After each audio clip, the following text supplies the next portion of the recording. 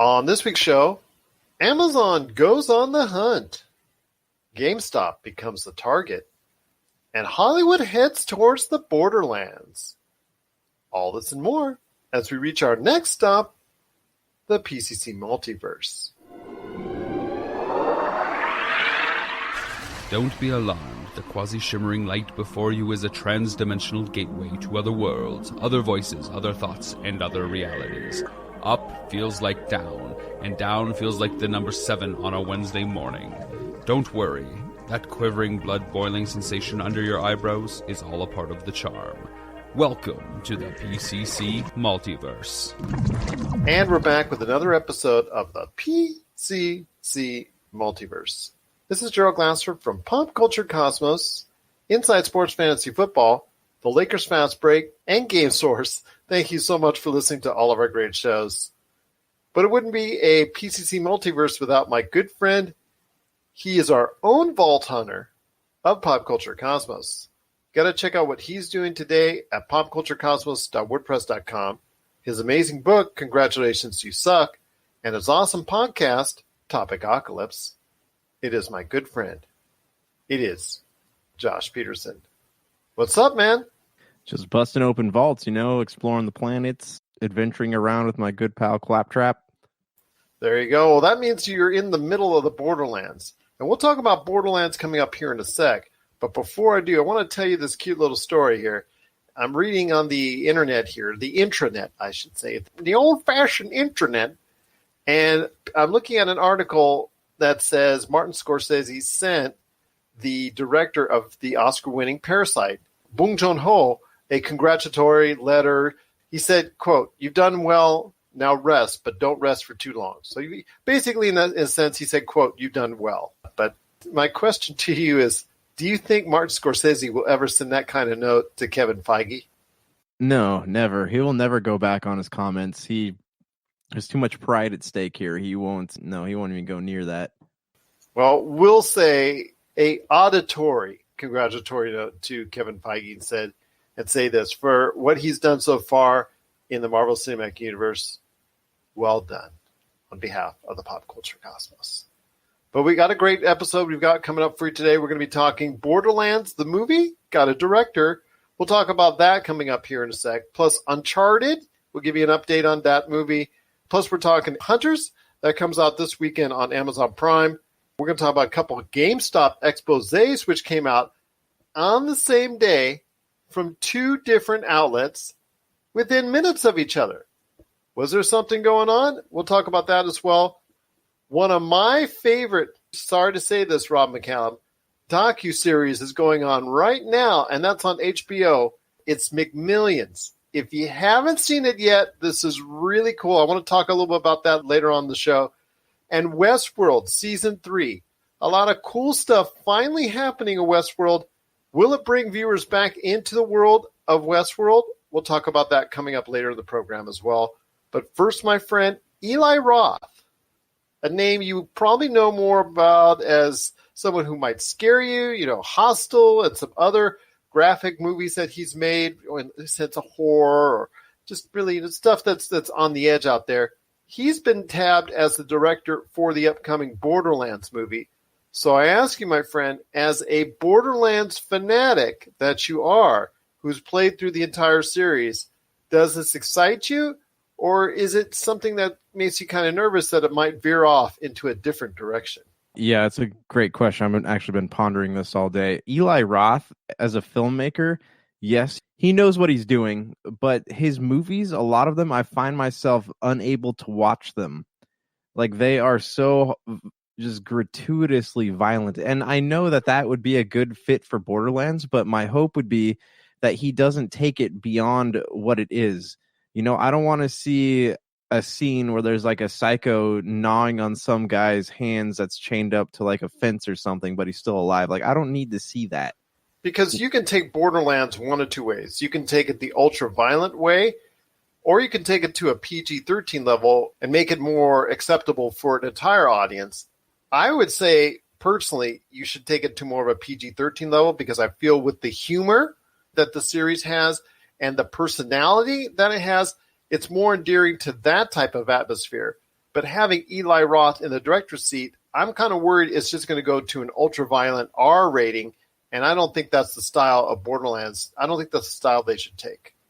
Yeah, okay, so Borderlands is known for its gratuitousness, its screenwriting, like its comedy and subject... Fourth wall stuff type fourth deal. wall, crude subject matter, and it's also known for being that game that like is over the top in every manner. And like I can totally see that being an R movie. Yes, they could pull it off in a PG-13 movie, but I feel like it could be a very tasteful R movie, if that makes sense. Like it doesn't need to be just heads exploding everywhere and unnecessary gore having. For instance, like Eli Roth's like his movie, he did Hostel, he did the one where the nature people get stranded in the Amazon and that those people eat them or whatever. Like his movies, they don't need to be what they are. Like he's so obsessed with blood and guts and just things that are very hard to watch that could be a boon. You know, it could be something like people would go to the movie and say, I didn't need to see that. Like it's very dangerous giving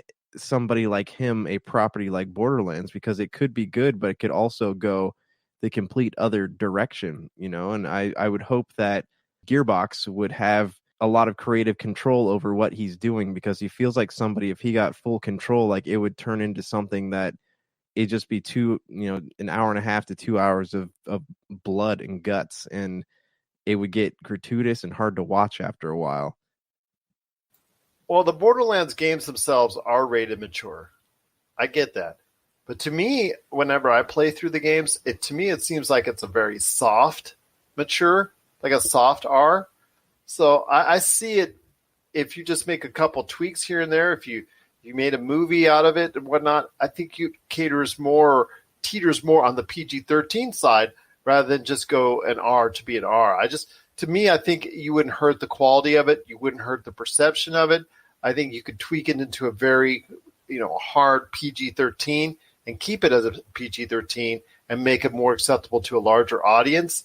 Although the line between PG-13 and R and what people are willing to go see, that line is becoming blurred more and more each and every year. I mean, we're seeing Bad Boys for Life. That was rated R. That did extremely well. Birds of Prey, unfortunately, as an R-rated movie, did not do so well. But we've seen where The Joker weighed over $1 billion. So that line is becoming blurred when it comes to PG-13 or R. So maybe I shouldn't harp on that too much. But I'm thinking for this type of film and the way it's created, if you want to make it anywhere near the style of the games and in that world, I think it caters more to a PG-13 rating as opposed to making it something of a gratuitous, violent R rating type deal. I just don't think it needs to go in that route to make it full of that type of deal. It just doesn't seem to me like, if you're making a Call of Duty movie, like there's been rumors of a Call of Duty movie forever now. That to me is an R rating.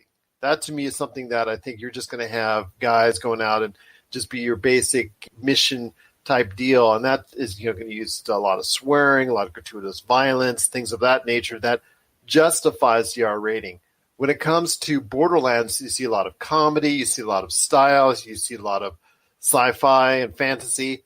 I don't think you really need to go ahead and push the limits on that one just to have an R rating. Yes and no. I feel like with a PG-13, if it needs to be R-rated, then yeah. But if it's, also I feel like PG-13 would be fine, but it might also restrict what they'd want to do, especially if you're hiring a director like Eli Roth. You're not going to be making a PG-13 movie. I feel like it could succeed as a PG-13 movie, but again, like it seems like just out the gate here, they're looking for something that is a hard R rating. The question is it going to be a tasteful R, or is it going to be something that just is, you walk out of the movie theaters going, geez, I did not even need to. You just watch Rambo in space. I just watched Rambo in space with robots. So, yeah, that's something that obviously is going to be the question coming up when you have Eli Roth as a director. Mind you, like I said, I don't think that there's any way, shape, or form that's going to happen to be a PG-13 type movie. Now that Eli Roth is in there, I agree with you 100%. I just wish they would have gone ahead and thought about the series as a whole, because to me, the whole game is not. it's just not as hard or violent or an extremely mature rated game as much as in the sense of some of the other shooters that are out there. I just don't hold it in that same type of regard.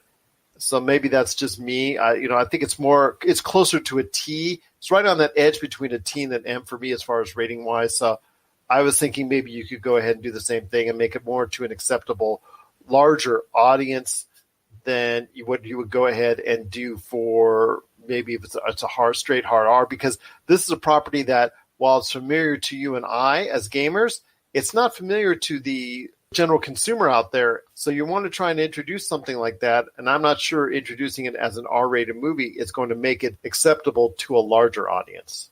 Yeah, that's a very fair point.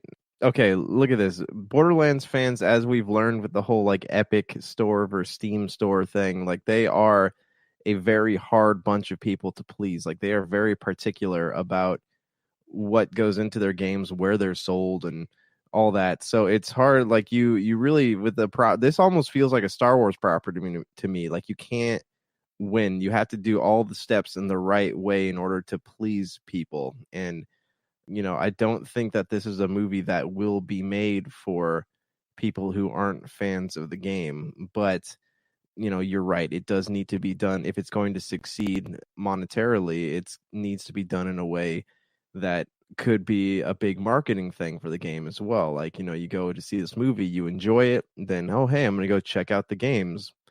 Or if you're someone who plays the games and you want to walk out going, oh, that was kind of a fun walk back into Pandora again. So it's just, they got to be careful with this. Very careful, especially since, we're talking about video game adaptations. And I'm curious if Sonic had anything to... I see both sides of the coin, but Borderlands is also one of those properties that is not very universal. It has a very particular set of fans. That is true. And I think like you were mentioning previously that you were wondering if the success of Sonic the Hedgehog, and this is something we speculated over the past week or so, that the success of Sonic the Hedgehog, if that spurred into motion all these video game ideas. I mean, we talked about Crossfire from Sony, also talked about the Uncharted movie before, which we'll talk about here again in a sec, but we've also talked about other ideas that we've gone over being great video game ideas, and Borderlands is something we didn't even mention. That is something that is going to be, I believe, be a good idea and a good basis for possibly even a full run for a movie series, a trilogy, or even more, if you go ahead and play it outright. I'm not sure if Eli Roth is the guy you want heading that up. It depends on what you see the series as, what you see the movie as, what you see the video game as. If you see it in one form or fashion, you see it as a one-off movie. If you see it in another fashion, which I think you and I do, I think you see it as something, as a whole universe you could build, and you could create, similar to what we've talked about with the Mass Effect series, something you could create into a full-fledged film franchise. But again, we'll wait and see what Eli Roth has planned for the Borderlands movie coming up when he goes ahead and starts production, and then maybe when the trailer comes out, we'll revisit this conversation on another day about what could be coming up for Borderlands.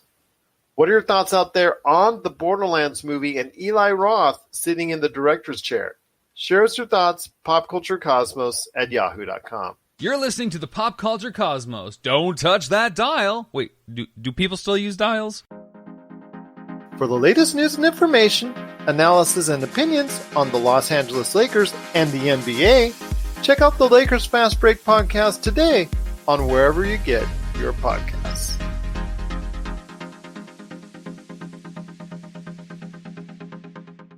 Well, Josh, I want to ask you real quick, speaking of movies, and we just talked about Uncharted real quickly, and we have over the past week, it's come more and more into light.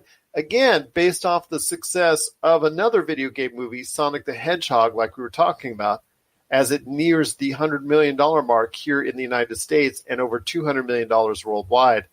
Good news for fans out there with an update on the Uncharted movie. It is going into production in about 4 weeks from now, which is a great sign for you and I, Josh, and other fans out there of the Uncharted series, because we've been talking about this as a possible movie forever, and it's gone through like 300 directors and stars who have to come in, come out, left. We've had our own ideas on who should play Nathan Drake and all that.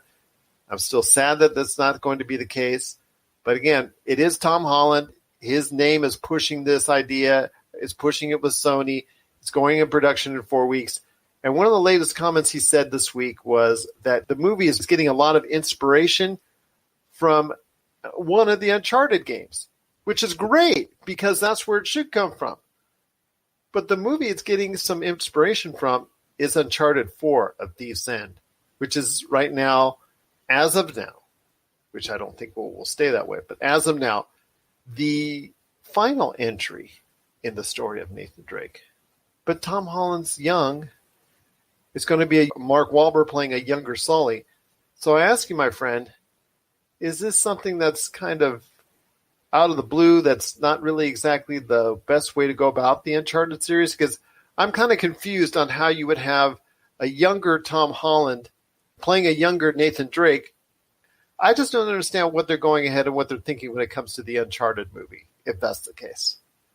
Yeah, it's interesting to me that they're working backwards, and maybe that's because there is more of an origin story in Uncharted 4. So in Uncharted 3 has the origin story. Well, it does, but there's also like the story the brother between him and his brother. So I'm wondering if they want to have that storyline revolving around the brother. And also we have to remember, like, Tom Holland is not a good pick for Nathan Drake, you know, and like he's a good actor. He's definitely a great actor, but he doesn't have what he's not Nathan Drake, you know. And I know he's in that movie with Daisy. Was it Daisy Ridley? Preach, my friend. Preach, my friend. It just it feels weird to me, you know. And my hope would be that if this movie is successful, that he'll grow into the part. But it's just he's not funny enough. Like he's not sarcastic enough. It just seems to me like he played the game and said, "Hey, I'd like to do a movie off of this."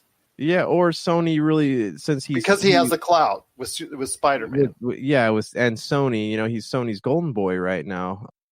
But yeah, I just like, it feels weird to me. So it would make sense, since he's so young, that they would want to do some kind of origin story. Because if you look at the Uncharted games, Nathan Drake he's in his 30s at the most, you know, minimum of ages. So I mean, I would hope that they would build onto the franchise a little bit bigger, but I mean, from that point, maybe they could move the other games forward, because games have really great stories. It's just, you know, what do they want to do after this? Is this going to succeed? Is this a great move for a movie that has been in production hell for so long? But that's the thing. Uncharted 4 deals with Nathan Drake and his brother at an older age than what closely resembles.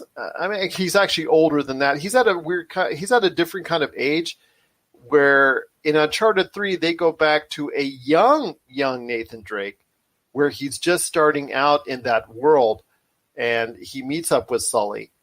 That would have been a better start, and that's what I thought they were going to go with when they first mentioned Tom Holland in the lead role as Nathan Drake, as opposed to what we're seeing now with Uncharted 4. Uncharted 4, the scenes with Nathan Drake and his brother, they're at a little bit older age than what Tom Holland is. You know what I'm saying? It doesn't seem to fit with what's going on.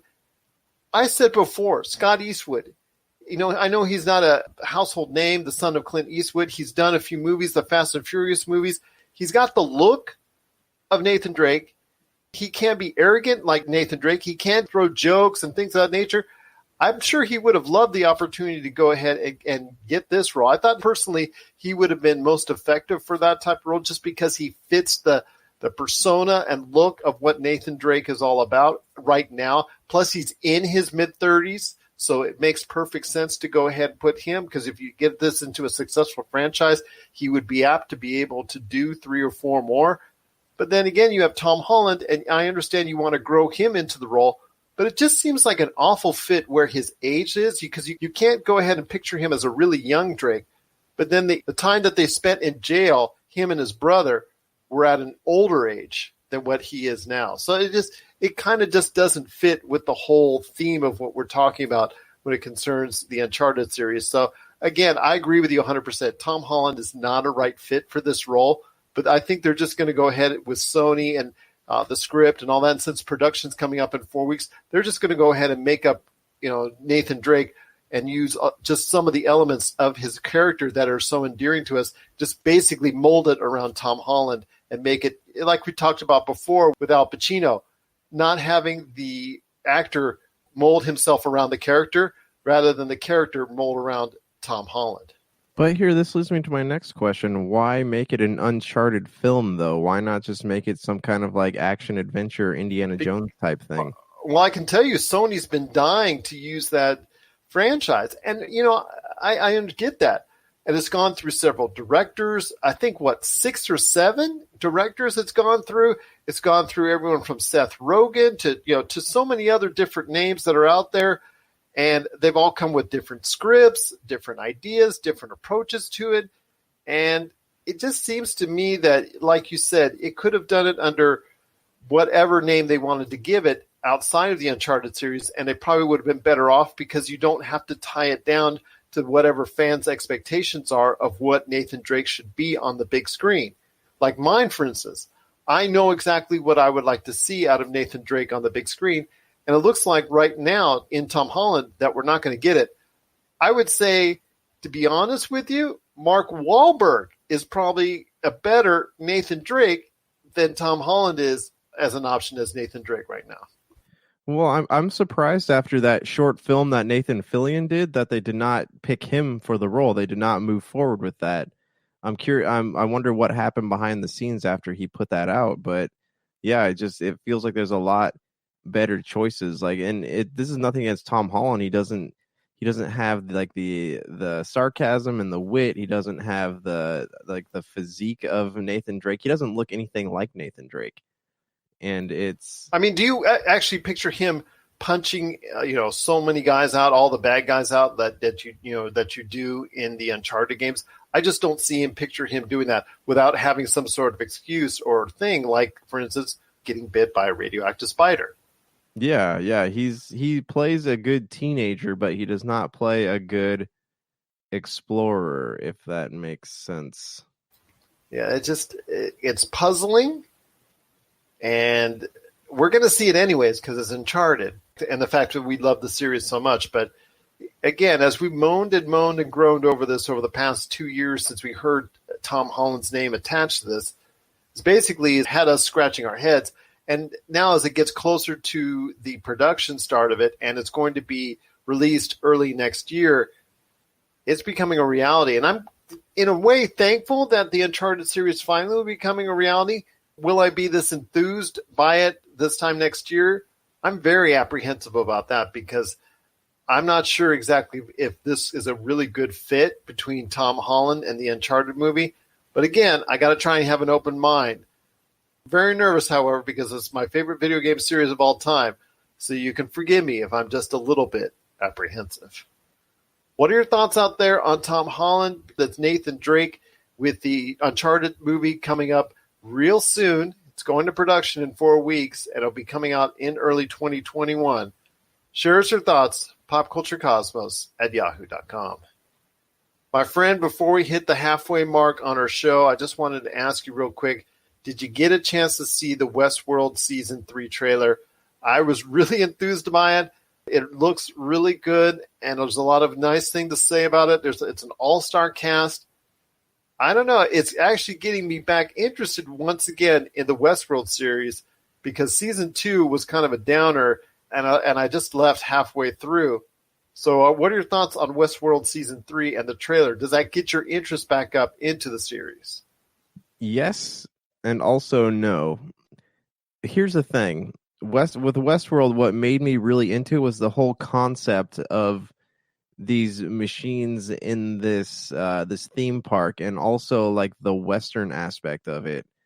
And now that it's kind of it's shifted genres, like it's become something completely different from what it was originally intended to be. Like it went from being, this thing about animatronics gone wrong to something more about like life and evolution, and then went from being a Western to being something more of like the Matrix and Terminator mixed together. a lot of mystery surrounding it. I am interested in it. I definitely do want to watch it, but I feel like it's become something completely different from what Westworld's first season was. Like, it's changed genre. Oh, it definitely has. It's become something completely different when it was this controlled, almost theme park type setting. And after that, I think really for me, outside the season 2 kind of was like, so I didn't even finish it. But season 1, the way it ended on such a weird note as far as everybody get blown away, including Anthony Hopkins. And it was kind of an up and down series so far that first season. I was like, I'm not sure back and forth whether I really wanted to go ahead and continue the series. And it kind of just like teetered off for me in season 2. But season 3 for me seems like more upbeat, action-oriented, something that is, like you said, on a different level than the actual concept of Westworld itself. And this is something, you base it off the old movie. They didn't even go anywhere as far as near this in the older movie, that's based loosely off of when you consider what happened in the original Westworld movie. So this is something entirely different, and I'm glad that they made the call to go ahead and expand this universe even more. But it's really something interesting. And again, HBO's power in getting all these named stars, that I think is the most impressive thing, because Aaron Paul for Breaking Bad is now part of this all-star cast, and it looks like it's something that is going to be really good. I like the dynamic that it's now potentially Thandie Newton is going to be an android that was once looking and searching and wanting to go ahead and explore her own individuality, ending up betraying the androids that she was partnering and lining up herself with in the first place. So it's beginning to look like that. So I'm very interested to see how that happens and what that dynamic is. But yes, it looks like something that's going to be very interesting to see if there's a revolution in hand. And this is something that we could have talked more about if Blade Runner 2049 had or ever got a sequel, is something that maybe we could have seen more of that type of dynamic in the Blade Runner universe as well. So I'm hopeful that it will go ahead and execute a lot better than what we've seen in season 1 and season 2. But I want to hear your thoughts even more on exactly where you think it should go when it concerns what's going on in Westworld season 3. So I would like to see, what's his name? The guy, the doctor that found out he was a robot in the last season. I would like to see his character come full circle. I really like the security guard that's been like consistent through all of them. He's actually, I loved, the dynamic between them two in the last season. I'd like to see more of that. What I would like, I don't know. I would love to see. I'm sorry, the names are leaving me right now, but Evan Rachel Wood is in the title role, and then you're talking about Jeffrey Wright earlier as the one who finds out he's an android.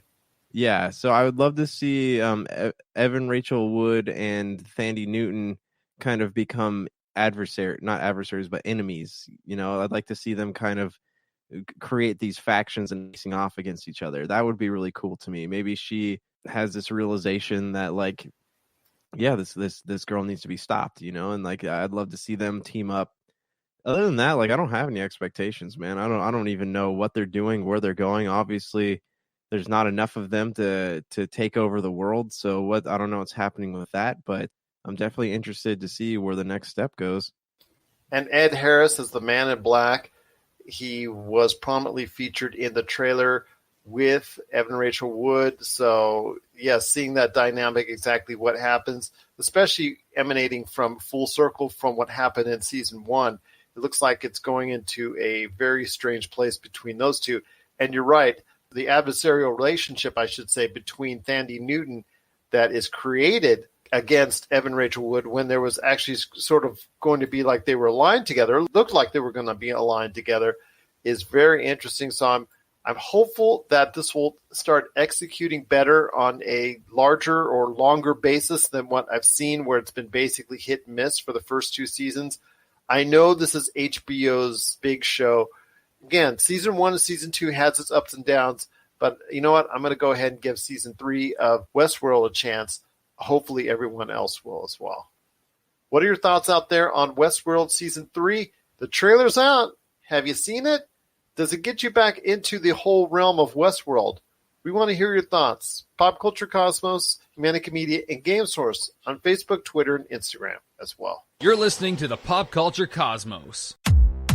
Rob McCallum Films is back with a vengeance. Power of Grayskull, the definitive history of He-Man and the Masters of the Universe, which chronicles the ultimate 80s billion-dollar franchise, Masters of the Universe. See exclusive interviews and hear untold stories from the people responsible for creating the world of Eternia, a place full of magic and science, and learn about the craft of creating action figures and animation. Power of Grayskull is just one of our many projects at Rob McCallum Films. Well, my friend, we're past the halfway mark on our show. And there's still so much to talk about. One thing we saw before we went on the air is something that's coming out on Amazon Prime this weekend, and that is Hunters, starring Al Pacino. Nice cast and crew there along with him, basically going after the Nazis in a 70s type setting, it looks like.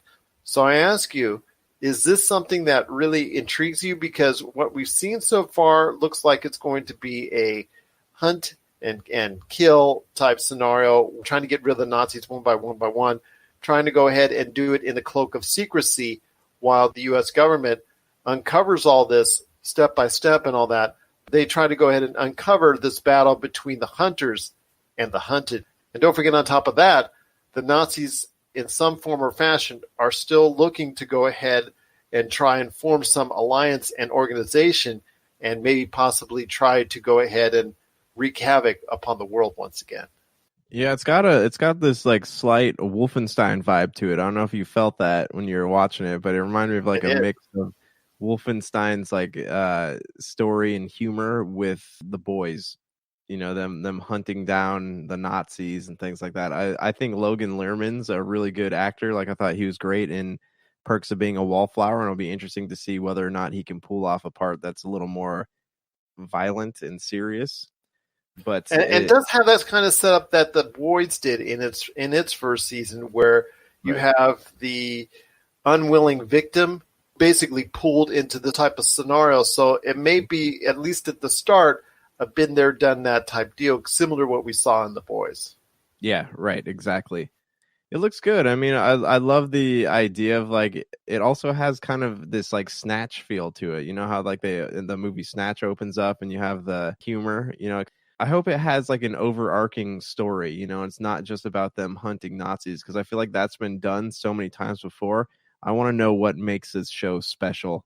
I'm entertained by the trailer and I'm into it, but I just want to know like what's going to make this stand out as opposed to like Man in the High Castle or The Boys or, you know, any of the, or Wolfenstein or whatever. What's going to make this one stand out? Like, why is this one worthy of my time? It looks fun.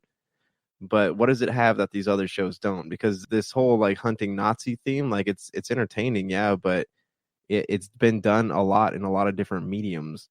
And I think it has to be the subplot of the Nazis trying to form an organization once again that will, like I said before, wreak havoc upon the world. I think you see little bits of glimpses of that in the trailer where it looks like they're forming again something that was trying, at least through nefarious means, underhanded means, under the radar means, to go ahead and undermine the American civilization in the trailer.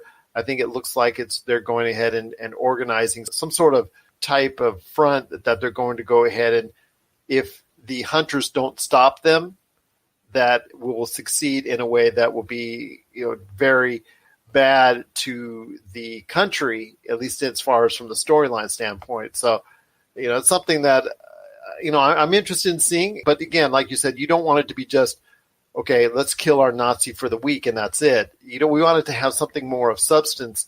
And it looks like that's probably the way that they're going to go. And you're right. Wolfenstein did those themes very well on the what if scenario and how you fight against it in their two games that were rebooted. I want to see something like, you know, done not in that same fashion, so to speak, but something done in the context where it makes me care about the overarching theme, about how the hunters can go ahead and stop not only just the one individual that they're looking at, but also as well the organization that's behind it and how they can go ahead and stop it as a whole. So I'm thinking that at least I'm going to give this a chance to start off with. Whether or not I stay with it is going to be up for debate, because you and I both have such a affection for The Boys. And if this is just going to be like The Boys light, I think you and I are going to have so much trouble trying to stick through it, because of the fact that we're going to see so many things that are similar to what The Boys did, but The Boys did it so much better. Yeah, The Boys did it, and I'm wondering if like this was greenlit by, it's Amazon, right? Yeah, I'm wondering if this was greenlit by Amazon just because of the way it does feel so much like what they did in The Boys. I don't know, man. Like it does, now that I'm thinking about it, it does have like more similarities to The Boys than I care to have. You know, what makes this unique is the big question here. The writing looks good, the editing looks good, but that might just, I am interested. You know, it's got that unknown factor to it. So I'm interested in what this could possibly be. What is it that, what is the overarching story? You know, there's a lot of elements to it that I'm fascinated in at the moment. And that's something that I think that you and I both are going to be looking at it with those tinted colored glasses that we're going to be seeing it as. Are we going to be seeing this as a similarity to The Boys? Hopefully not. Hopefully it'll create another type of platform that'll go ahead and keep us interested all the way through. Whether it does so remains to be seen. But Hunters comes this weekend to Amazon Prime, so we're going to go ahead and give it a shot. And you know what? We hope that you do too as well. And if that's the case, let us know. Are you interested in Amazon's Hunters? Are you going to go ahead and give it a shot? Are you going to stick through it? Share us your thoughts, popculturecosmos@yahoo.com. Well, my friend, I wanted to ask you this when it comes to GameStop, because GameStop is something that I know people love it or hate it. They go in there and they're regular customers, and they go and they buy, they go and they trade, or like us, I'm sure you go in on seldom occasions, and I barely go in there at all these days. I go in there more for the video game apparel than anything. There are just gamers out there who don't even go at all because they buy everything digital, or they just don't like their experience that they've had there. Well, within a matter of minutes, not hours, not days, not weeks, but minutes, there was not one, but two GameStop exposés that were published by IGN and by Polygon.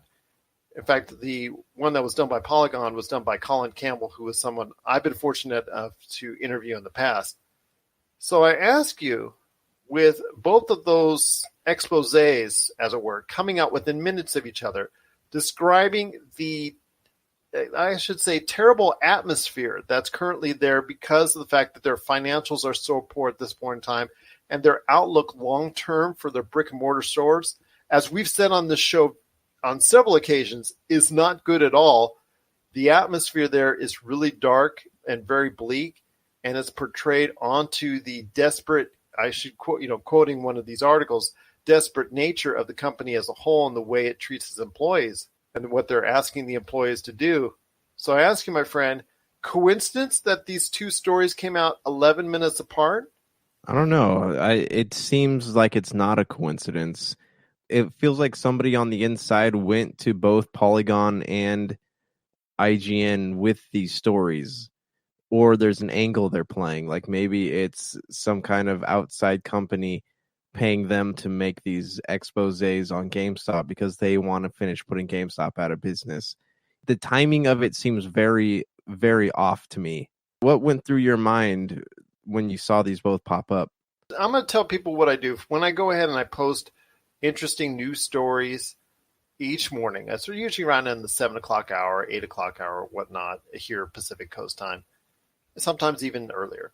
What I do is I scan most of the major outlets that are out there, GameIndustry.biz, GameSpot, IGN, Polygon, Variety, Hollywood Reporter, and I go ahead, I throw some of the more interesting stories that are out there, and they go to GameSource on Facebook, or if they go to Pop Culture Cosmos on Facebook, I throw those stories there. Well, I was looking, and I saw this one article that came up from IGN about their story on the attitude, what's going on, and the dark nature, the bleak outlook, look for the individuals that work there and the pressure that they're under, and the whole 9 yards. Okay, this is an interesting story. I looked like it's a good, pretty good article and whatnot. I'll go ahead and post that. And then right after that, I looked at Polygon and I see Colin Campbell's article, and I looked at the post date, and it's just a few minutes apart from each other. It can't be coincidence, my friend. It certainly cannot be, especially the way that these outlets, if you're on the inside, that they know each other, they've worked with each other.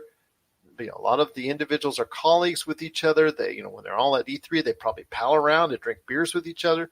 So you cannot tell me that it's a coinky dink that Polygon and IGN happen to be putting two relatively equal articles on the depressing state at GameStop within minutes of each other by coincidence. You just can't tell me that's the case. I mean, I've interviewed Colin Campbell. He's been very gracious to me. But again, I'm not sure if he would tell me straight up, but I just don't think it's a coincidence that these two articles were posted so close in time. Yeah, it sounds like there's either something's going on the side of Polygon and IGN, or there's some kind of movement inside GameStop to kind of expose this company, which is also weird because doing that would put you out of business unless there's a paycheck behind it.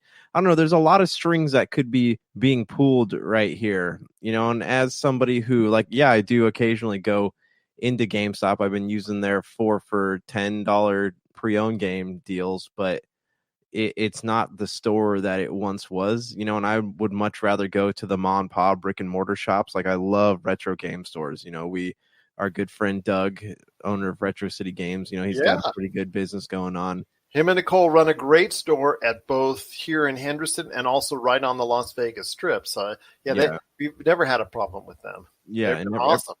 Every time I've been into a GameStop recently, I've heard the employees complaining. I went to one over in Long Beach down here, and they were talking about how, they got these high bills to pay, and they work all the time. They don't get paid enough. And then I was at one in the mall a few weeks back, and the guy was saying that he was working this shift at this one, and then he had to go work another shift at another one.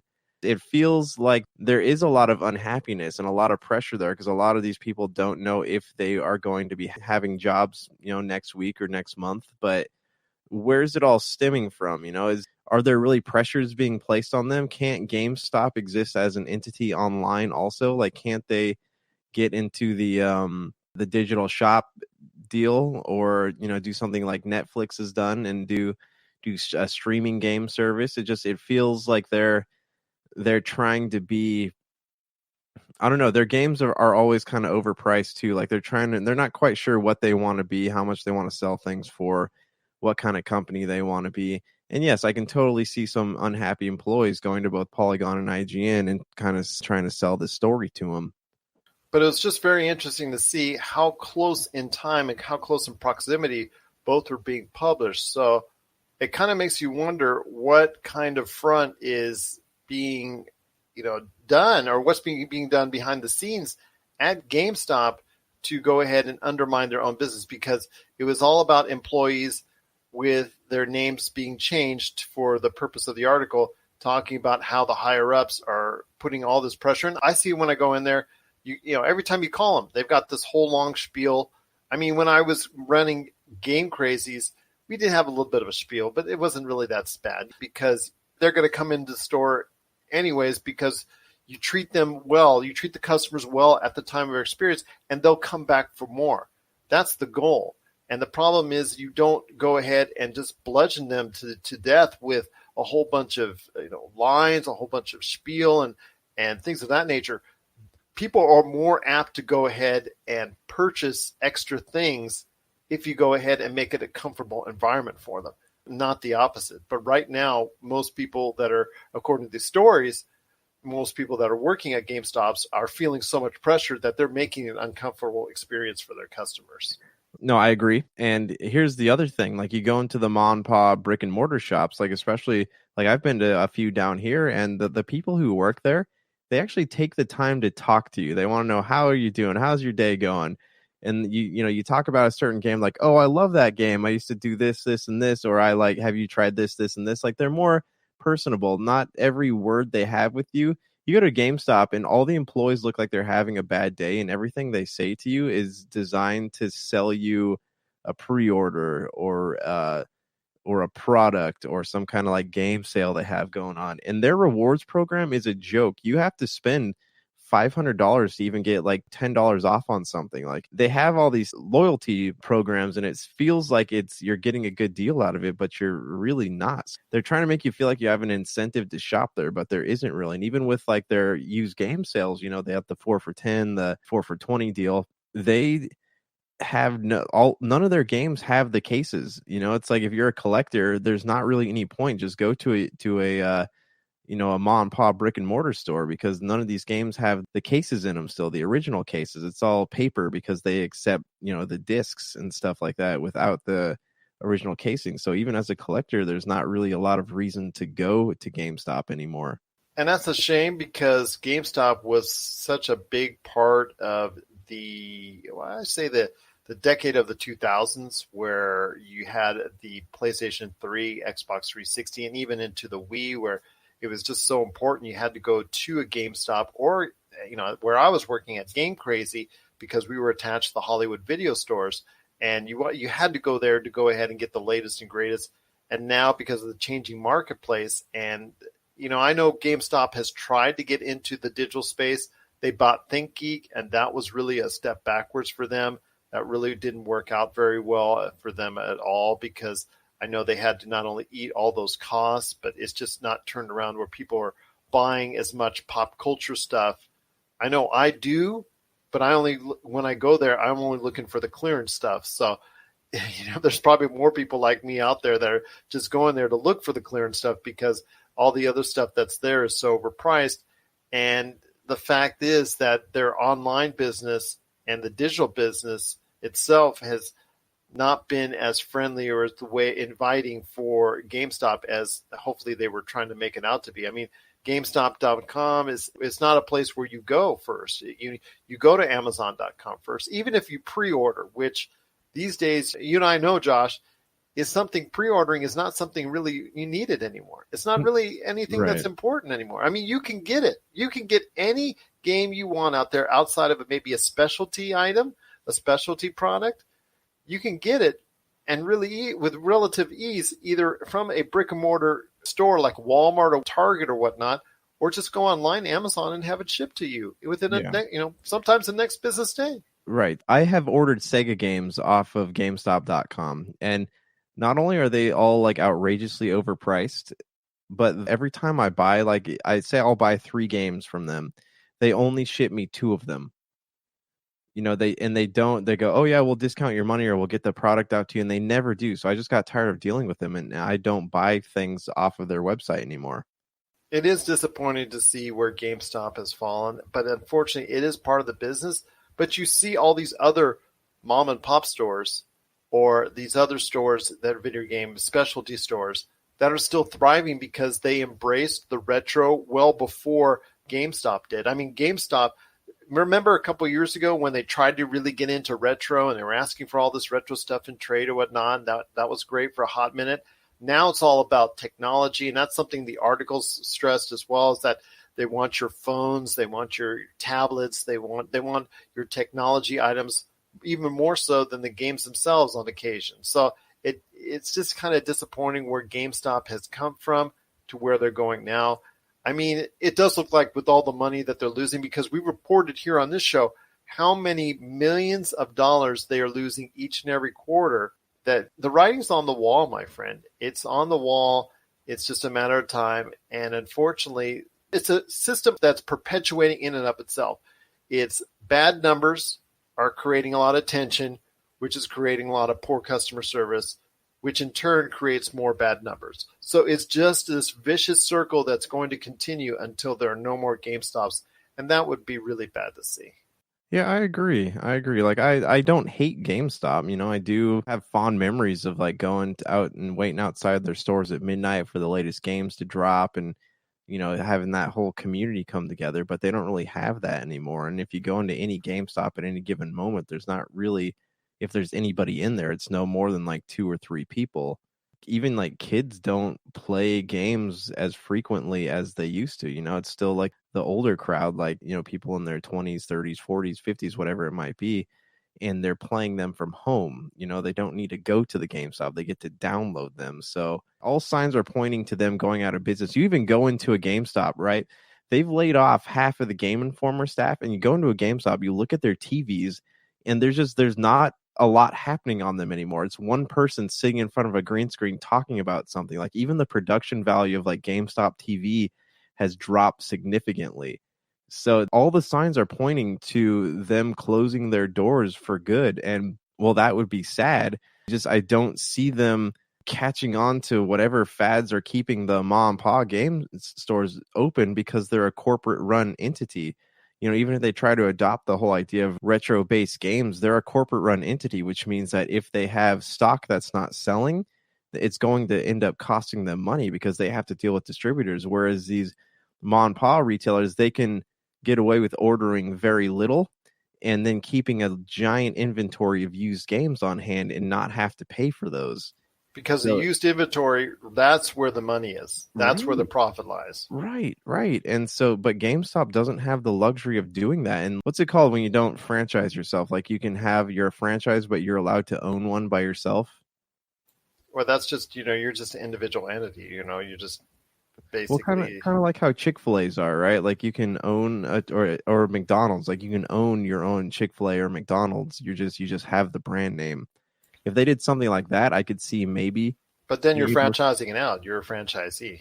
Yeah, because then you're using their system of delivery. They're using, it's a whole thing. When you put, let's say, the $200,000 down to go ahead and open up your own GameStop or open up your own Chick-fil-A or whatnot, you're also asking for their distribution system. You're asking for their packaging, their uniform, everything down to their uniforms. You're asking for help with costs with that. So it is at this point in time, it got to be like a franchisee or something, or you could say like a licensee, but it's more like a franchisee type deal with GameStop. So, I mean, because you would be, along with just having the name, you would have to probably buy into their whole system and their whole ecosystem and the way they do things. So, because if you have a bad experience at said whatever place, Chick-fil-A, GameStop, whatever, that's a single entity like that, that reflects on the whole company. They have to adhere to some of those type of things. Before we head on out on this GameStop issue, I want to ask you, because this is something that was dear to me when I was running game stores, is that I had people not only who I thought could be very good customer service wise, and I think I had a pretty good crew, but I would also make sure that they know the games, that they would talk about the games. And that's something that I think is not always there when it comes to GameStop. Have you had those situations where at GameStops you have the individuals that know their stuff, and then the ones that when you're trying to go ahead and pre-order Uncharted 4, you get asked, what system is it on? Yeah, it's happened a lot. Like I went in and asked them if they had Halo Wars, and they go, what system would you like it on? And you can go in there and you can immediately point out the people who do play games versus the people who they're corporate. They're there because it was a job, in corporate, they care more about the numbers than they do about the actual games themselves. You can point them out immediately. And because of that, like, I don't like to talk to people there, and you can even look at the people when they start talking about games like, oh yeah, you love Last of Us, like Naughty Dog makes some great games. It's fun. You can do that. They start giving you details on it. And then you look over at like the person who's obviously managing the store, they look at them like, we don't have time to talk to customers. You need to get him out the door so that we can help the next person. Like there is pressure. Like I can totally see where that article has a lot of merit. Well, they're out now on IGN and Polygon. Give them a read, but also look at the time that they both were released out into the wild. It is an 11-minute difference. So I don't know. I think there was something fishy going on there, something behind the scenes that we're not aware of. It looks like that they're getting it from all sides, not only from the customer base, but from general economics, from digital, but also from inside GameStop as well. What are your thoughts on the outlook for GameStop? Do you think, like us, that it's not very good? Are you interested in knowing more about what's going on with the world of GameStop? Let us know. popculturecosmos@yahoo.com.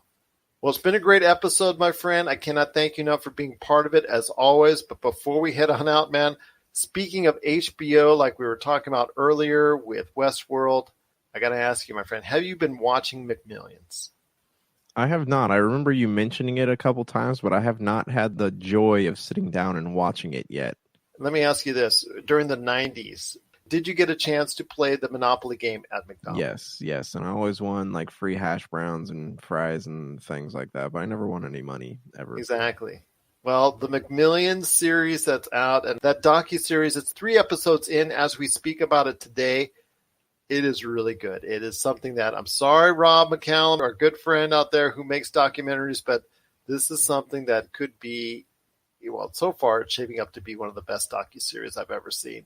And it is really some good stuff out there, going behind the scenes of the criminal activities, the stuff that's going on where, you know what, we can actually say this was 100% fixed on all the major prizes that were won and the deep inside and the FBI investigation and what McDonald's knew and didn't know and who exactly was running it and all that. Oh, we're learning more in each and every week. I think it's going to be 6 episodes long, if I'm not mistaken. There's a great podcast to it as well. So if you get a chance, check it out. McMillions on HBO, Josh, and everyone out there. It is a definite worth watch. It is very intriguing. If you like the true crime, and we were talking about this recently, about the wave of interest in true crime and all that, this is something that will really get you going as far as this is concerned. Also, because anybody who's our age or your age or older that played the Monopoly game at McDonald's in the 90s, it makes you really just angry because if you spent all that extra money just trying to get that game piece, the boardwalk game piece, or the $1 million winner, or the $25,000 winner, or the Viper, or anything like that, this is going to make you mad while watching it, but it is really, really good. You've made me very curious because now I want to know like why it's going to make me mad. I always had a feeling it was rigged and no one would ever win anything. You just got to watch the series and see where we're at because it is 3 episodes in as we speak. It comes out every Monday on HBO. And it's not McDonald's per se that's guilty. Maybe McDonald's, obviously get some blame into this, but it was something that was very shady. It gets into some pretty heavy-duty criminal stuff. It gets into some pretty nitty-gritty true crime, but it is definitely an interesting watch and one of the best docuseries so far that I've ever seen. So, Josh, any last thoughts on the way out? Any games you're playing or anything else that you want to talk about before we head on out? Very dry time for games. I do want to play Animal Crossing, but that doesn't come out till next month. I'm still playing Dragon Ball Kakarot, and I was telling someone this the other day. It's a very repetitive game. Like, it's not fun. I always thought that it would be fun to have like a Dragon Ball Z RPG, and as I'm sitting there playing this game, I'm like, maybe I didn't need that. Maybe that was not like the game I was hoping for because you're literally just playing the cartoon, and I've seen the cartoon at least 7 times all the way through. So why am I doing this? What is my motivation? And I even find myself like rolling my eyes at parts that I rolled my eyes at in the cartoon. So I'm about to stop playing this one. That's a shame because you are a Dragon Ball Z fan. So this won't stop the Dragon Ball series from coming out again with something else again very soon, because again Dragon Ball Z loves to again come out with stuff each and every year, at least seemingly anyways. They'll come out with something. It'll be an add-on for this or another like Dragon Ball Fighters, because that was a huge commercial success for them. They're not done. They'll come out with something. Talk about bleeding a series dry. This one, they're going to make sure that the actual rag with all the blood is just bone. Well, okay, before we go out, what do you think about the Disney buying Dragon Ball? Have you heard anything about that? I didn't hear much about that. There's like rumors floating around that Disney purchased them and they're looking to make this like the next big live action franchise for Disney. It's rumored to be developing a Dragon Ball Z cinematic universe. So if it ever comes to fashion that Dragon Ball Z and Disney are going to be getting together, that could be a big win, at least for the Disney Plus owners out there, because I don't think this would go really to cinematic fashion. There's too much of it to do a movie. It feels like it would have to be some kind of streaming, but it would have to have a big budget. That's the thing. Disney, I think they could go ahead and shell out the cost for a Dragon Ball series, as long as they're doing it right. So for Josh Peterson, this is Gerald Glassford. It's another beautiful day in paradise right here in the PCC Multiverse. thank you for listening. And here's hoping you have yourself a great day.